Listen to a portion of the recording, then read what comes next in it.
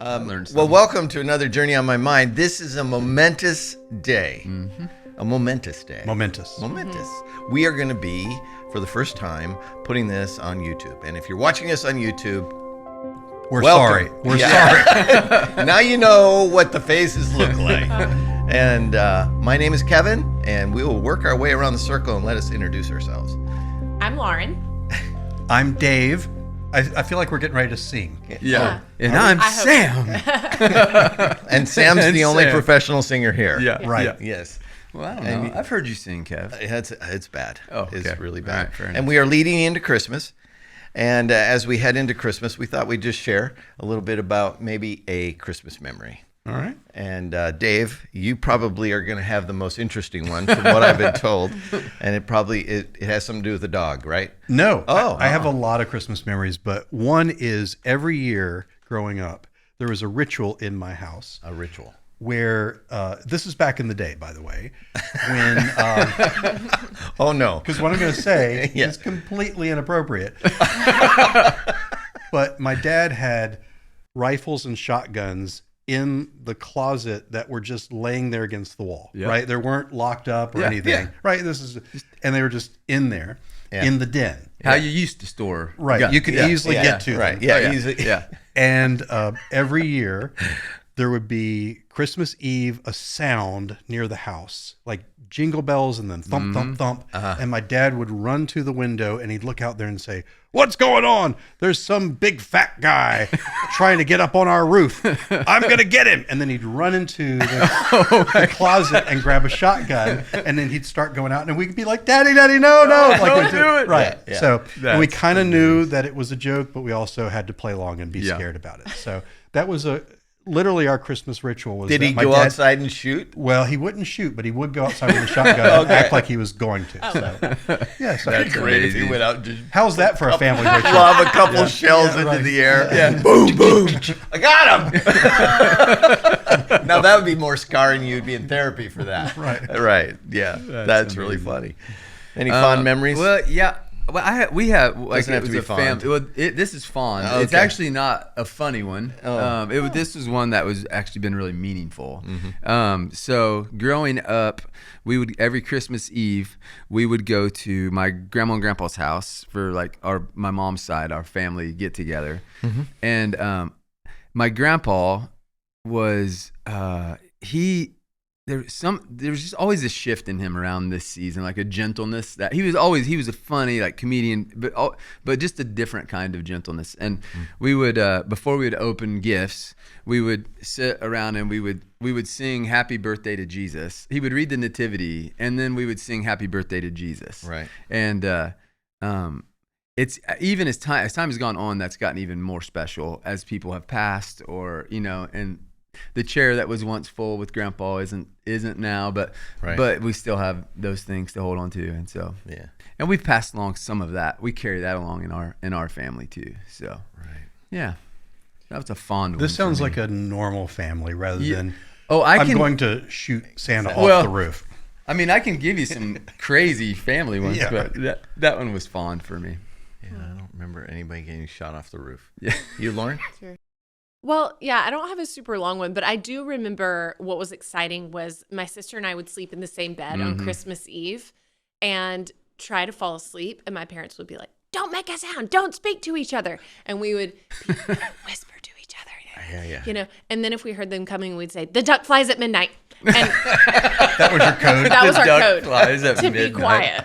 It was That's a pretty amazing. long code. That's pretty long. It wasn't great. The duck flies at midnight. At midnight, Okay. yes. Not like Yeah, right. the duck flies at midnight. They'll never find us.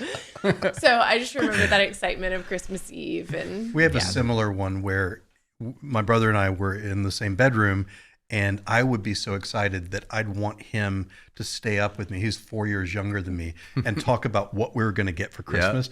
We're going to get a G.I. Joe, and it's going to be with a helicopter, and then I would make him talk about how we would play with it, and he would get completely worn out because I'd keep him up so late. And the next day, every single Christmas, he would have a complete on the floor, kicking, screaming, meltdown Yeah. because he had like No sleep. 4 hours of sleep the night before, right. and it was all my fault. Yes. But, Well, that's That was kind of another funny because tradition. we What did are that brothers too. for? yeah. Like my sister and I would stay up all night, and we had a tradition of playing Candyland.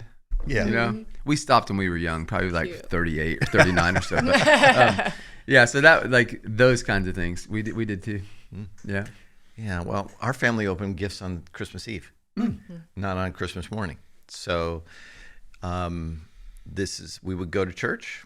I would suffer through church for what seemed like a day. Yeah. Like, Takes forever when you have gifts to open. and there was no like Santa wasn't a thing, but we would get gifts from Santa, which was odd. We always found that to be odd. But what we would go to church, and when we get back, all the gifts that had been there for probably 3 weeks, we would open them, play with them until midnight, go to bed, and then get up in the morning and play with them. So it was a pretty Like it wasn't like routine. a, okay, Yeah. all right. Did Yeah. you do that with your kids, or No. do you guys open on Christmas morning? Christmas morning. Okay. And we Which would, one's better, do you think? we had a lot more fun. Lori and I had a lot more fun doing it with our kids Yeah. than we did growing up. It is more Yeah. fun watching Yeah. your own kids. Yeah, open for sure. Yeah, stuff. we For sure. we wouldn't put any gifts under the tree until Christmas Eve. They would go to bed. Even when they were like in their teens, they'd be like, "Okay, we're going to bed. You can, get the Yeah. gifts out." But and then when they get older, they tell us, "Oh yeah, we found them one year. Oh yeah. Opened them all. We knew what we were getting." Yeah. Oh, we did every year. I knew where the stash was at my house with my parents and at my grandmother's house. Yeah. Same closet, same stash. And we'd go in there and look at everything way before we got it. Like You 2 knew what weeks you were before. getting. Yeah. Did see, Every year. yeah. I did that one time. I found all my Christmas presents. And I told it was pretty early, like early December probably. Normally they wouldn't have stuff that early. Yeah. So I found them, and then I made my Christmas list, and I wrote down everything that they bought me, like to a T. What a little people pleaser you 100. Yes, that is true. Your little Yeah, ledger. so I wrote it down, and I Very gave it to kind. her. Well, I mean, Yeah. obviously I got busted on that one. You think so? Yeah. Yeah. Mom she had Size- some suspicion. Size 4T, please. Oh, wait, look, it's 4T. Yeah. Yeah. Way to go. That's- way to go. That's Wasn't- really fun. Wasn't my Yeah. brightest moment, but Yeah. Anyway, is Christmas a warm holiday for you guys? Like a warm feeling holiday, or is it more of a, it's Christmas? It was good. Yeah. It's a good one. Excited to death. Can't sleep the night before. Yeah. Worse than a child. Oh, okay. You feel that way? Now. Yeah, now. Yeah. Oh, I will not sleep the night of. I'll just like, Yep. Wow. oh yeah. Oh, Yep. What about for you guys? Same thing. Like Yeah. like birthdays, all those things in our family weren't real like necessary. I mean, they were fun. We do little things, but Christmas was like Yeah. that was what you waited Super for Bowl? all Was year. that It was Super the Bowl? Super Bowl for our family, and so it was always exciting. Like the things that you ask for throughout the year, whatever. A lot of times, they would end up being under the Christmas tree, and so yeah, I'm with you. It was just exciting, Yeah. My mom was into baking. She was a good baker. Mm. She couldn't cook to save her soul, but man, the woman can make bread and cinnamon rolls and fudge, confectionery stuff like that. Making me hungry right now. And I all haven't of had that lunch stuff yet. came into play in December. Mm. The rest of the year, not so much. But during December, it was like one baked good after Yeah. another, or one confectionery after another. And the cookies, not so good. But the rest of it, oh my gosh. Quality. It just, when I smell warm bread in a house, that reminds me of Christmas. Yeah. Weird, huh? No. But that's the way it was. Yeah. Yeah. I think it's cool. Cool. All right. So we've had a great conversation around strange personalities, which if you haven't heard that one yet, you need to get on our You're talking about last. yeah couple of our times. last Yeah. couple times. Mhm. But we're gonna pivot today. We're gonna talk a little bit about goals and apparently habits. So We'll see. You're looking at my notes. I am looking at You're your cheating. notes. I am cheating. You can't Well, cheat. they're hidden behind Have your those own- books. I'm going to have to put a little Yeah. barrier I'm there like- so you don't look at my notes. Nah, I knew we were going to talk about goals. But so how would you like to introduce this, Dave? This topic? Well, obviously, the reason we're thinking about this is coming up on the new year, and people start doing Resolutions. New Year's resolutions and their personal goals and all that kind of stuff. So we thought, let's have a little conversation about it. Are we going to the gym? That might be. Yeah. So let's bounce off of that. Okay. All right. Personal confession. I'm in the worst shape of my life. Since COVID forward, disaster. Yeah. So if you ask me, Dave, would you like to get in better shape in the new year? I would say yes. Okay. Right? Yeah. And I may or may not do that. Right? Yeah. So we're going to talk about like what would make me do it and what would make me unlikely to do it. Okay. In the same way that whatever goal you would pick. So for you guys and Lauren, any goal that you are thinking about for the coming year or anything you want to accomplish? Yes, I have a few, but one very boring one is that I want to clean out the storage closet at our office, because please tell them about the storage closet at our office. Yeah. There's probably like animals that have gone in there and died. I mean, there's probably a bobcat in there at some point that died. Yeah. It's like just the crazy. room of requirement in Harry Potter. I don't know if you guys have that. There's just the most random objects. You can only open the door 2 inches. You cannot even get in it. It is so bad. It's crazy. Yeah. That's where things go to die? Yeah. Yeah. Okay. Or after. After they die. And if it gives you any idea, that's a year-long goal for Lauren. Well, I told our office manager today that I'd like it done by the end of February. He and I are going to work on it on Fridays, little by little, so we don't pull our hair out. And I sort of forced this goal onto him. Sad for him, but we're. How did it get this way? The way that all closets junk drawers. get When that. you closets have get a there. business of 20 people and you have one closet of storage for the entire space Right. that is like 3 feet by 5 feet, Right. it just it's very bad. It's like the hallway outside I would of never want anyone to see this it. office, Yeah. this studio. Things collect there. Yeah. And if you're not careful, pretty soon you can't walk through it. Mm-hmm. It's crazy. How about you guys? Have you thought about anything for the year? If not, that's okay. I don't Yeah, want I to put you on don't. the spot. I Not- honestly, nothing. I haven't. This, Sam is this like, time. I have arrived. Yeah, I'm there, like- there's no I have personal growth. No more goals. That Well, will- and some people Yeah. don't like New Year's. Well, goals. it's funny people because feel very strongly. I about always this. joke about Okay. like my New Year's resolution is I'm not making any New Year's Yeah. resolutions. You know, like Yeah. It's actually not a bad idea. So that's We'll kind talk of how about it. I've always approached it, to be honest with you. So Like personal ones or like bigger than that, or Could be, church whatever. ones, Either. or Let's More say personal. personal. Yeah. yeah, I would like to. I'm in the beginning stages of trying to figure out I don't want to use the word curriculum, but a group experience that would allow people to wrestle with certain issues concerning their mind. Sounds good. Okay.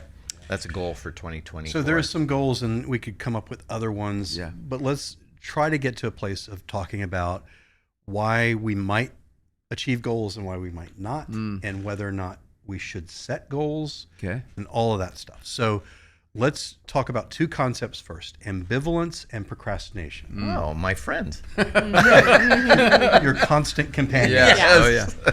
So ambivalence.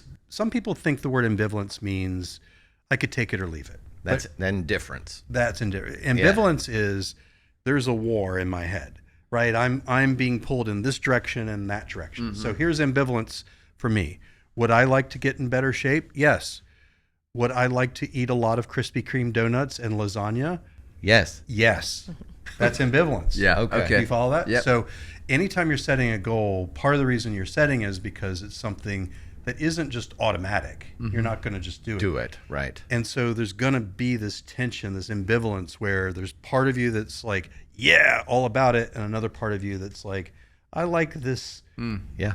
other thing better. Yeah. So if someone was like, I'm going to stop drinking in the new year, let's say that's a good goal. That's a good goal. Then part of them is like, yeah, I need to stop drinking because it's bad for my health. It's bad for my wallet. It's bad for my family. Yeah. Great reasons. And then over here, but it's a way I cope with stress. It's my way of socializing. It's how I enjoy sporting events, etc. Right. Yeah, right. And those things are pulling at each other all the time. Yeah. So the first thing with goals we have to acknowledge is that when we're setting a goal, ambivalence is almost always going to be Okay. present. Yeah. Otherwise, it wouldn't be a goal. Like that battle between the Yeah, and it's not a passive battle. It's Right. we might not be aware of it in the terms I just described, but it's like a tug of war, Yeah. right? It's being pulled here. Yeah. Yeah. And we tend to think about people either want to change or they don't, very Yeah. black and white, but there's this sort of model we think about in psychology related to motivation. And what it says is that there's actually kind of stages of change people go through before they even are ready to think about change, that there are all these sort of different levels of change. Okay. Should we say that? So, Yeah. yes, go ahead. You want me to do it? Sure. Like pre-contemplation. levels of contemplation, all that change. stuff. Go ahead. Yeah, it's Degrees, actually- degrees or levels? it's called stages of change. Yeah. It is. But it It's is a thing. wheel. Those stages are happening even pre the Yes. actual. Uh-huh. Okay. Is all there right. freezing involved with this? Okay, Freezing. never mind. I feel like Kevin just came up with a random word. Nope. Just a random word 'Cause when generator just I was fired off in told, his I head. was told that change happens in sequences or in over time by you change a little, then you freeze it, Oh. and then you change a little bit more and you freeze it again, and it's this Never heard that. progressive. No, that's false. Okay, Yeah, so I would freezing has False. nothing to do with say, this. so no freezing. No No freezing. freezing. No freezing. Ain't no freezing. So here it is. Stages of change. I'm going to say what they are, and then we'll talk about what that means practically. Okay. And this is why there's no freezing. You'll see this. This is great that you brought that up. Okay. Now I like the word freezing. Now you're in it. Before I was like Oh, random weird word. Yeah, Kevin, Now come it's a good on. word. Yeah. So if you think about 5 stages, Okay. 5. the first is called pre-contemplation. Okay. It's like I'm not even thinking about it. Okay. The next stage is contemplation. I'm thinking about it. Mm-hmm. The third is decision. Right. Mm-hmm. Yeah. There's a crisis of the will there. The fourth is action. Doing And the do fifth- something. And the fifth is maintenance. Okay. So that's the progression. So let's use me again. Going as- to the gym. right. Okay. Let's say I decide my goal is I'm going to go to the gym four times a week. 4 times. Okay. I'm just making that up. Yeah. That's. I think you. Never mind. So That's aggressive. at that point, if I say I'm going to the gym 4 times a week, I'm probably already at stage 3. You've made a decision. Yeah. Okay. If I really said that. Okay. If I in fact have made that. But let's say I just like have this, kind of, I'm aware that I need to get in better shape, Mm-hmm. but I'm not really like spending a lot of mental energy on it or focus. That might be pre-contemplation. It's not really, sort of vaguely, but it's not in any way close to being something. Like, is that like the passing thought? Like, Yeah. oh, maybe I should do that. Maybe, or yeah. Like, is that would be pre? Yeah. Okay. And then contemplation would be, I really need to get in better shape Yeah. And then it's only when I get to this place. The look of- on your face is fantastic. Yeah, probably. That's why we have to have video for this, by Yeah, the way. yeah. For the Otherwise, look it on my does- face. Yes. And then you make a decision or don't. Mhm. Yeah. And then you take action on the decision. Mhm. Okay. And then if you do it for 6 months or more, that's called maintenance. Mhm. Or right. Okay. Right. So that's It's ongoing. It it's ongoing. continues. Right. But is it possible that I'm like, 4 times a week, and I get going and I'm in stage 4 now, Mm-hmm. You're doing it. and then I'm like, I'm sore and tired and I don't have time. And then I'm like all the way back to either 2 or 1, Yeah. right? Yeah. I'm not frozen. Is there. that possible? Happens all the time. yeah. Yeah, I think Right. that's life right there. So we don't freeze up. We don't get to this progression and then lock it. Uh-huh. right. We could be like, I've decided to stop drinking, and then 2 months in, it's like, well, we had friends over and they had a barbecue and all Right. that kind of stuff. Yeah. Yeah. And then if you ask that person, what about the goal of not drinking? They're like, I'm not, whatever. It's like Yeah. they're in pre-contemplation. Right. They're back at stage 1. Right.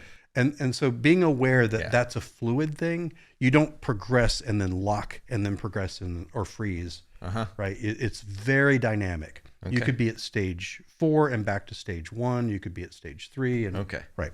Okay. So this is how change actually works That is or doesn't work. or doesn't work. Okay. Good. Yeah. How did I You do? did great. Thank you. Nailed Okay. it. So Anything you want to add to the stages of change piece of it? Anything that we didn't No. clarify? Okay. is that so like breaking a habit or incorporating a new routine into your life or Yeah. like I want to read more. So same idea. Yeah, it could be an affirmative thing like reading. It could be a negative thing like Like stop drinking. yeah. Okay. It could be any of that. All right. And again, there's going to be tension and ambivalence in any of these things. Okay. So then the other concept that we need to hit on is procrastination. Yeah. Right? My best friend. Tomorrow. So I'm going to ask you Worry about that later. a question. Okay. We used to think procrastination was, I'm just not managing my time well. Like I want to go to the gym, but I don't have time. or I saved it for the end of the day and now I'm kind of squeezed. Yeah. That's not what procrastination is. No. Procrastination is the avoidance of a negative emotion, There it is. Okay. right? And if you understand that, it helps a ton, because sometimes people procrastinate and they think, well, I just didn't get around to it, or I didn't. Yeah. But if it's something that you had wanted or do want and you're not Right. doing it, Yep. it means the procrastination, the avoidance of it, is you're avoiding a negative feeling. Right. So we think Okay. a lot about people who procrastinate being people who might be more in that kind of like ADHD vein. You know, the reason they're procrastinating oftentimes is because the task is boring to them and non-stimulating. So it's like crawling over glass. But a lot of the people who I work with are That sounds procrastinating because they're perfectionists. They're actually the opposite of that. You know, and not that you can't be both, right? Sure. But they just know that when I write the paper, I'm going to want to spend 6 hours writing the paper when my classmates only are going to spend 2 hours on it. And it's so miserable to think about doing it. I dread it so much because I'm going to have to put so much effort in that I would rather avoid doing that. Right. So you wait till the last minute. perfectionism actually is a huge reason that people procrastinate. Yeah. Yeah. And the negative emotion could be any negative emotion. Yeah. Right? Okay. It could be boredom. It could be frustration. It could be Like the thing trying to avoid. Yeah. Okay. Got it. Yeah. Right. You could feel, this isn't exactly an emotion, but you could feel incompetent, and that might make you feel Right. Yeah. embarrassed or sad or something like that. Yep. And you're avoiding it because you're like, I know I need to write this 10-page research paper, but the idea of it is boring. It's frustrating. Right. It makes me feel bad about myself, all that kind of stuff. So procrastination is the avoidance of some feeling, some negative feeling that you're trying to. So you wait until the last or you don't do it at all. Or you don't do Yeah. it. It's not the thing itself. It's the emotion you've attached to the That's thing. interesting. The Yeah. thing. Yeah. So I remember Dave talking to one of our clinicians a while back who was having trouble staying on top of their documentation, their notes. Oh, yeah. And what this person was saying Yuck. is the thing I've attached to that is that it takes time for my family. I resent it. It makes me mad to do it, right? That was instead of just like, oh, this is part of my job. It's just a task to be done, Yeah. right? Yeah, There was this right. like negative emotion they had attached to Yeah. it. I can see that. That's interesting. Yeah. Yeah. I get it. Cool so far? Yeah. Yeah. It's Great. amazing. All right. So, and then one more just sort of introductory understanding of like what we need to think about to set good goals or accomplish things is the 3 questions that you could ask yourself when you're thinking about setting Stage a goal. 2. When you're in stage 2. Right. Okay. Yeah, good. Perfect. Thank you. Look at that. Look at Kevin. Hey. Nailed on it, it. dude. Stage 2. Nailed it. Yeah, this is stage 2. So good. It Nailed is easy to remember. Ready, willing, and able. Oh. Ready. If you ask those questions, ready, is the time right?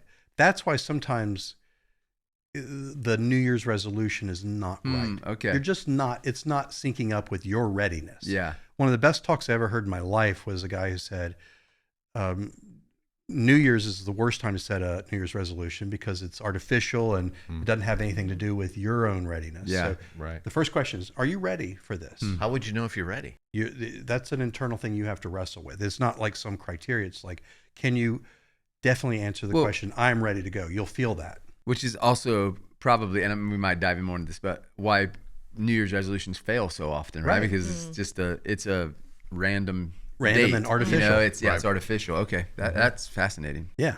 So are you ready? Then are you willing? Mm-hmm. Meaning like, here I am. I'm ambivalent because I want to eat a bunch of pie Mm-hmm. and everything, chips and salsa, Yep. but I also want to get in better shape, Mm-hmm. right? Am I willing Yeah. to do the work of that? Yeah. Pie sounds better than going to the gym. A lot better. Mm-hmm. Tell me.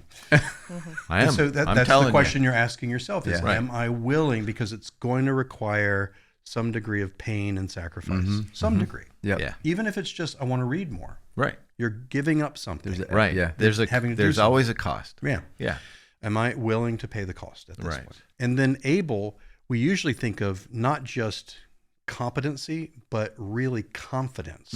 Like, do I think I really could do this now? And if there's a crisis of confidence, then that's the part you have to work on. Is like, okay, I've been unsuccessful in these efforts before, and so that's making me not very confident. Right. What could I do now to change my mental game to make me more confident that I could do it this time? Do you usually see that being the stopping point for people when they go through that that 3-step process? So it's okay. And that third step is I'll give you an example without telling any specifics. I had 2 sessions this week where that was the whole focus of the session, was that they came in for something that I'm challenging their readiness and willingness. Okay. And they're wrestling with it in the session. Okay. And I'm not trying to go ahead of them and say, okay, you want to, get more socially connected. Yeah.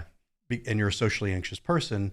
What they're telling me is, I'd like to do that, but that's very, very painful for me and very, very difficult. Yeah. So we're wrestling with those 3 things. Is the time right? Are you willing to do the hard thing? Yeah. And face, what kind of pain do you want in your life right now?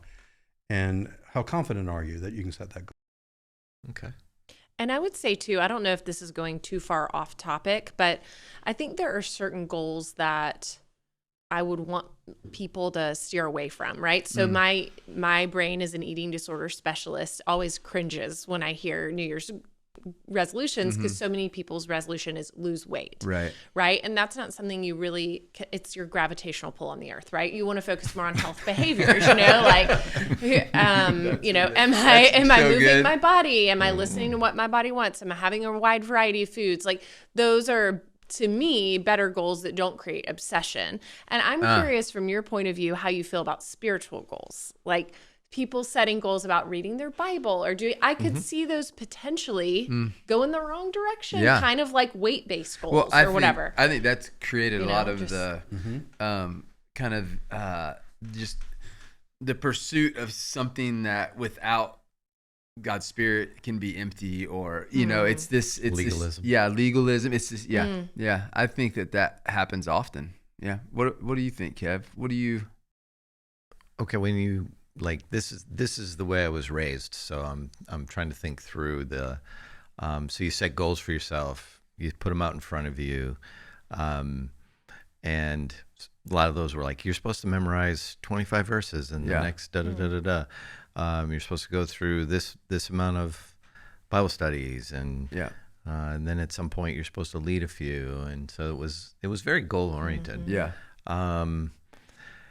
It had very little to do with my relationship with God. It had much more to do with my relationship with other people and pleasing other people. So the goals weren't motivated out of some kind of spiritual idealism.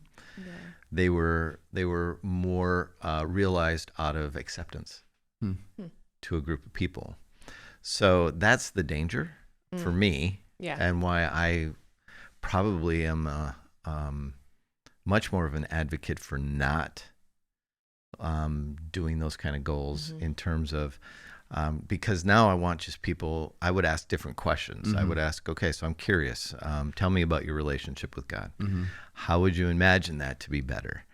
What are things you could do to make it better? What are things that you could conceive of and think about? And then what are the things that you believe about God that might not be right? And so you end up having a conversation around getting curious as to, because a lot of people do ask that question, how do I get a better relationship with God? They ask it in a million ways, but they're really asking, how do I get close to God, or how do I hear from God, or how do I know what God's will is in my life? And all those are, I think, questions that revolve around this idea of, why are you asking that question? And then allow yourself to get curious, what's behind it? And a lot of times there's just a lack of relationship with God in such a way that they understand the way that God works in their life.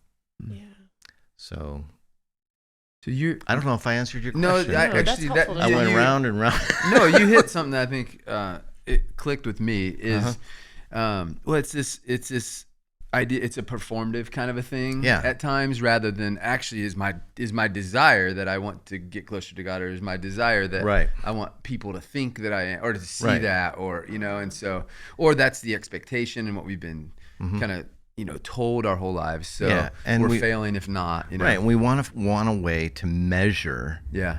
our faith. We want a way of measuring it. And I went to church half the time this year. Yeah. That's better than I did last year. So I must checklist kind of a- so I must be doing better. Or I learned a couple new songs. Or I listened to Christian radio rather than. Is there other radio? Not anymore. Oh, no. Yeah. But it's that. So it's a means by which to measure something that I would argue isn't born out of relationship. Yeah. It is born out of Out of duty, or out of or people pleasing. I would say People-pleasing. it's a lot of that was just born out of my parents saying this is what you have to do.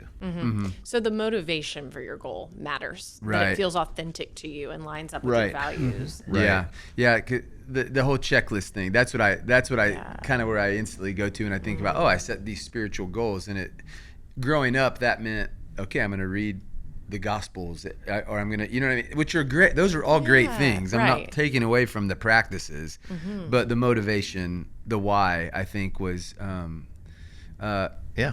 just maybe Yeah. missed for me at times. Like one of the things I practiced last year, I guess I didn't think about it as a goal.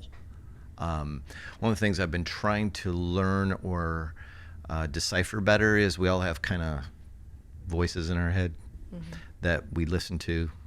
And I have a couple of dominant ones, and then I have a real quiet one. And the real quiet one is usually God. It's very soft-spoken. It's a voice that speaks grace over me, peace. The other ones are more accusatory or excuses. So part of my goal last year, I guess I could say it's a goal, was to be attuned to the quiet one. So That's good. yeah. Yeah, and actually that's a good transition to where I think we want to land this. And that is, let me just say, there is out there, people probably know about it. If you don't, it's out there. This idea of making goals SMART goals. That's an acronym, SMART, comes from some business literature. And I actually don't want to focus on that except to just acknowledge it. And so Okay. the idea of a SMART goal is it's specific, it's measurable, it's achievable. Yeah. Right. Yeah, I know it's that. realistic Yeah, and yeah. it's time limited. Yeah, so right. rather than I want to be Right. healthier, it's I want to walk 4 times a week for 20 minutes or something like that. Yeah, Or, yeah. something that you Measurable. can know if you're doing it. Yeah. I think there's some benefit in that. Yeah. But actually the thing that I want to focus more on is less about specific goals and more about habits. And if we had a book sitting here like we're going to start doing in weeks to Pretty come, soon. Yeah. it would be Atomic Habits. Oh yeah. Highly recommended. Very good book. The guy's not a mental health therapist or a researcher, but he is a very good writer, and he's taken really good stuff and put it into this idea. And I can simplify the premise, but it's well worth reading. There's a lot of good tools in there. And so really what he says is focus more on the process than the outcome. So Right. developing a system that works or a habit that works, that's more closer to what you're saying, right?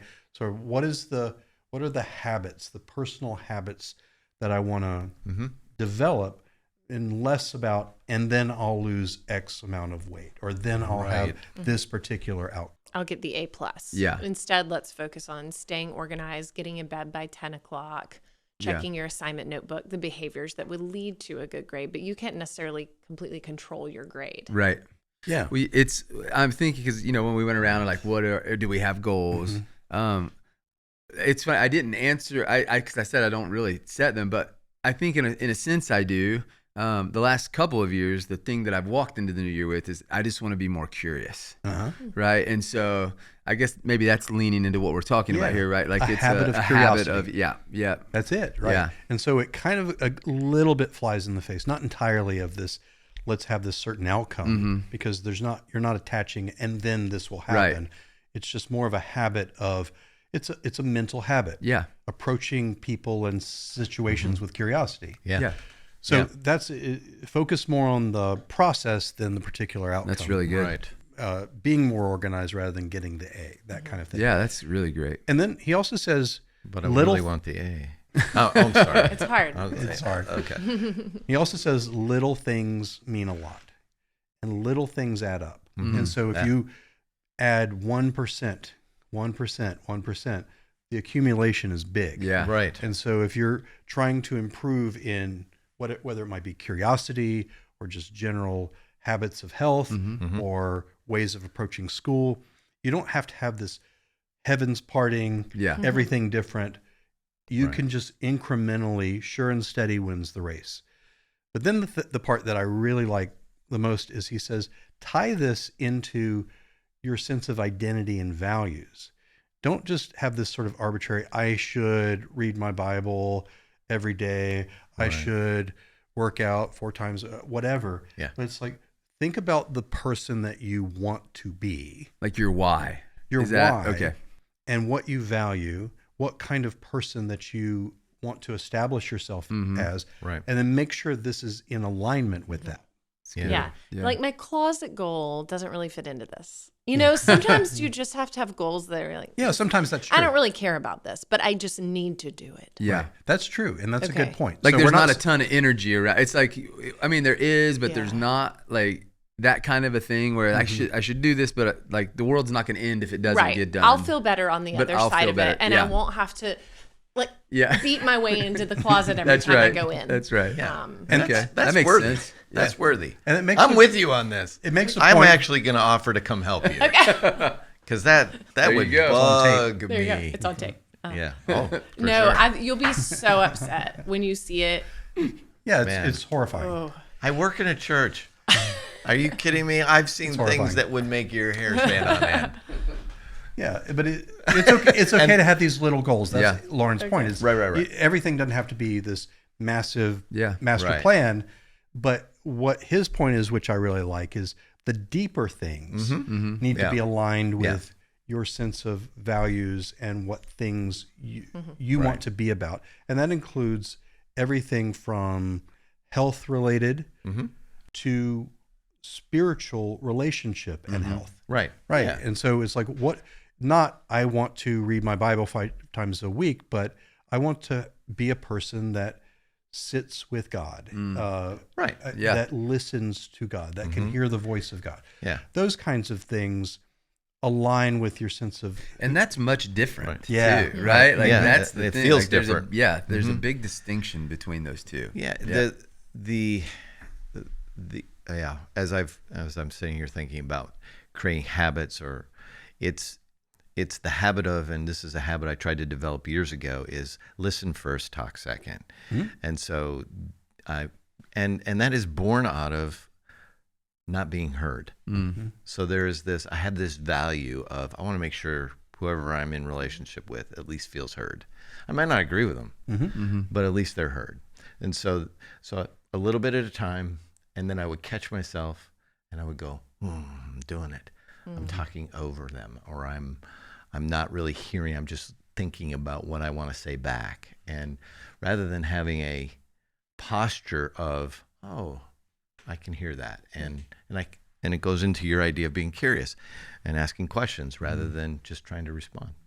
So, because they teach you in pastor school to be ready to answer the question. is that what they call it, pastor school? No, they call it cemetery. I'm sorry, seminary. Seminary. It could put you in the cemetery. Cemetery is where all good faith goes to die. That's right. We've heard Yes. that. Yeah. Yes. So, Yeah. I think we need to revisit this on some level at some point. Just from the standpoint of, I think a lot of people have tried and failed, and what to do with that and how to wrestle that to the ground. Because, I don't know, I've talked to a lot of people who've tried to lose weight, can't lose weight. Talked to a lot of people who've tried to work out, can't work out. Talked to a lot of people who've tried to talk to God, can't talk to God. So if we can revisit that at another point, That'd be great. I think it'd be really helpful, because I do believe there is things outside of us that thwart it as well, not just inside of us. Yeah. So But stay tuned. We'll revisit that for another conversation. Thanks for joining us on the epic, glorious first YouTube event. Tell your friends. Event.